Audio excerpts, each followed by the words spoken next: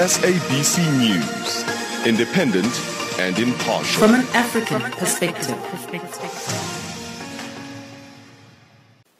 That was Akram Karif, Algerian journalist, speaking there to Kumbero Munjerere. Now, finally, a decision has been made by the Zambian parliament to either allow that country's constitution to be amended or not.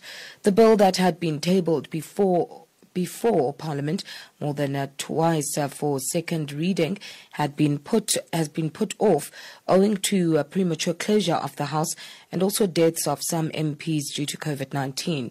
But critics claim that the government party did not have the two-thirds majority to pass the bill at this stage, hence wanted to convince those of the opposition to vote in favour of the bill. And what has been the outcome from the vote? Well, Arthur Scopo has the details. It has finally come to a close. Yes, the Constitution of Zambia Amendment Bill number 10 of 2019 has been rejected.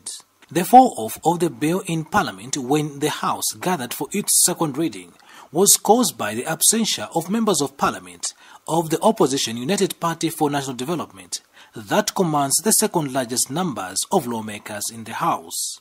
Famously known as Bill 10, passed first reading, committee stage, and Thursday was set for the second reading and the crucial vote to determine its fate as to whether the Constitution of Zambia was going to be changed or not.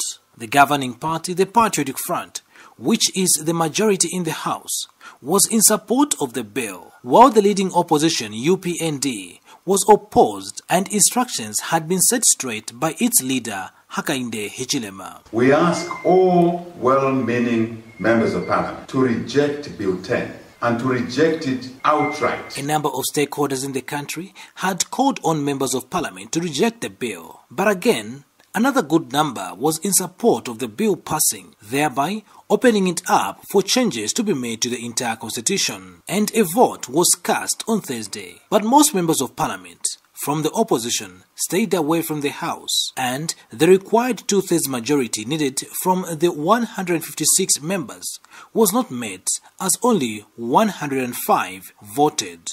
Initially, 111 were supposed to vote yes for the bill to pass this stage. Speaker of the National Assembly, Dr. Patrick Matibini, announced the falling off. The results of the poll are as follows. Ayes 105, noes 0, abstention 0. Less than the required threshold, as less than two-thirds of all members of the Assembly have voted in the affirmative. Therefore, the bill falls away. Immediately, there was jubilation at opposition United Party for National Development, UPND President Hakainde Hichilema's house, and all MPs that stayed away from voting were seen partying in celebration of the failed bill.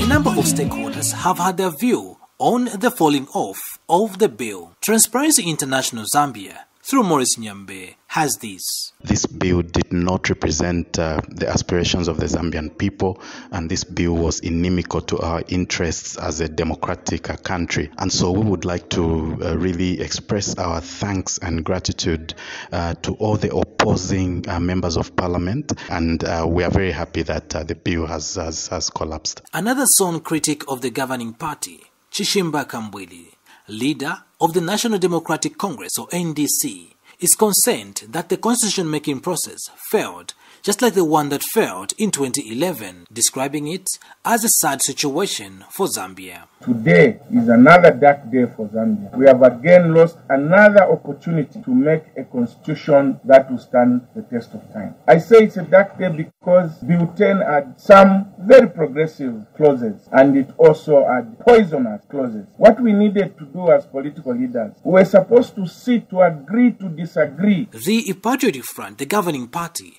has not issued any formal statement, but in Parliament cried foul that the opposition sabotaged the constitution, which they said was good for Zambians. Given Luinda is Justice Minister. Let it go in the valleys of this country. Let the people know and let the people understand who came to this house to represent them and who have used this house to represent themselves and to represent their myopic interests.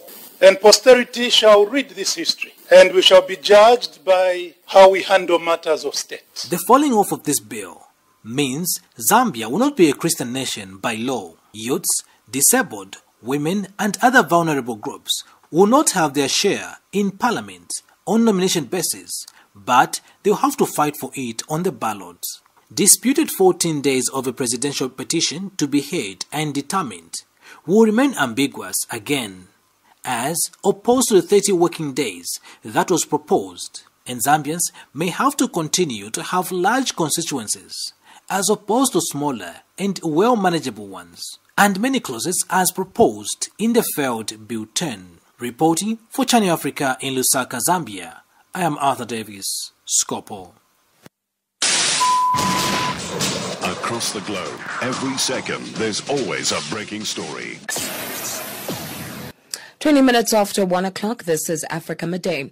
Massive crowds, long queues and stores packed to the brim with people might have been a possibility for Black Friday in 2019, but 2020 has been a very different year. Black Friday is set to play out completely differently, with the COVID-19 pandemic swapping out the buying frenzy of shopping malls and retail outlets for the online environment of laptops and cell phones. For more on this, Cassidy Baker, Business Development at installment platform Payflex, joins us on the line to talk a bit about it. Cassidy, thank you for joining us. Welcome to Africa Midday.